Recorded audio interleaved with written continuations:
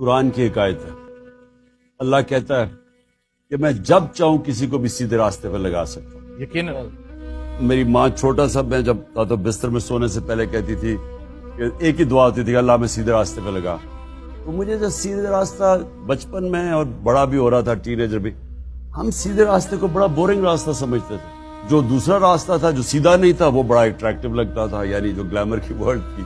اور مجھے اللہ نے موقع دیا، ہر قسم کی میں نے زندگی دیکھی، کرکٹ کی وجہ سے باہر بھی رہا، ساری دنیا ٹریول کی۔ میرا جو دین کی طرف آنا تھا وہ ایک ایسا سفر تھا جو کہ خود ہی اپنی زندگی کو دیکھ کے، دنیا دیکھ کے، جس کو ہم سمجھتے تھے بڑی گلیمرس ورلڈ ہے۔ مثلا آپ اگر فلمیں دیکھیں، آپ اور ہم جب شروع میں تھے ویسٹرن فلمیں دیکھتے تھے، جو سپورٹس ورلڈ کے اندر بھی، تو جو ہیروز تھے وہ سارے سیدھے راستے پہ نہیں تھے، وہ دوسرے راستے پہ تھے۔ بالکل دوست۔ تو ہمارے رول ماڈلز ادھر تھے اور ماں کہتی تھی سیدھے راستے پہ لگو۔ میں نے اپنی زندگی میں آہستہ آہستہ ریئلائز کیا جو ہمارے رول ماڈلز پاپ سٹارز تھے انگلینڈ کے اندر، جو امریکہ کے اندر، تو میں ان کو ملا اپنی زندگی میں، ان کی پھر زندگیاں دیکھی، تو مجھے آہستہ آہستہ ریئلائز کیا کہ وہ جو ہمیں اٹریکٹیو راستہ لگتا تھا اصل میں وہ تباہی کا راستہ ہے۔ گھر اجڑ گئے، ڈرگ کلینکس میں خودکشیاں، یعنی وہ ہم تو زندگی میں جو دوزخ جو بربادی تھی وہ میں نے اپنی آنکھوں سے دیکھی اس گلیمر ورلڈ کی۔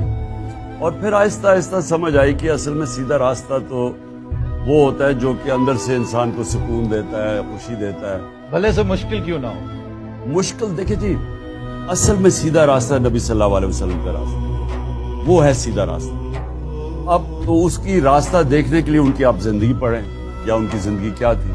تو ان کی زندگی تو بڑی مشکل زندگی تھی، آسان زندگی تو نہیں تھی۔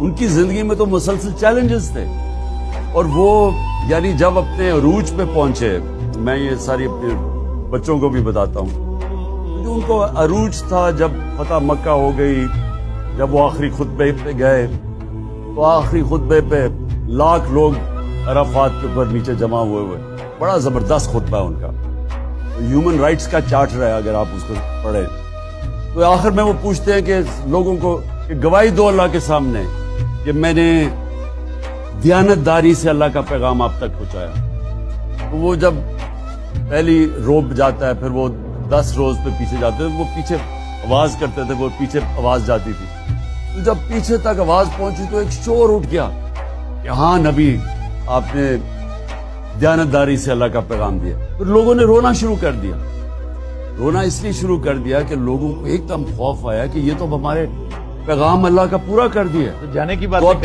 تو لوگوں نے رویا۔ تو کہنے کا مقصد یہ تھا کہ ان کی زندگی ساری مشکل تھی، لیکن جب آسان وقت آیا وہ دنیا سے جانے کا وقت آ گیا۔ جب ہم آسان زندگی ڈھونڈتے ہیں اس میں عظمت نہیں ہے، عظمت اس زندگی میں ہے جو جد و جہد کا نام ہے، جو ان کی زندگی ہے۔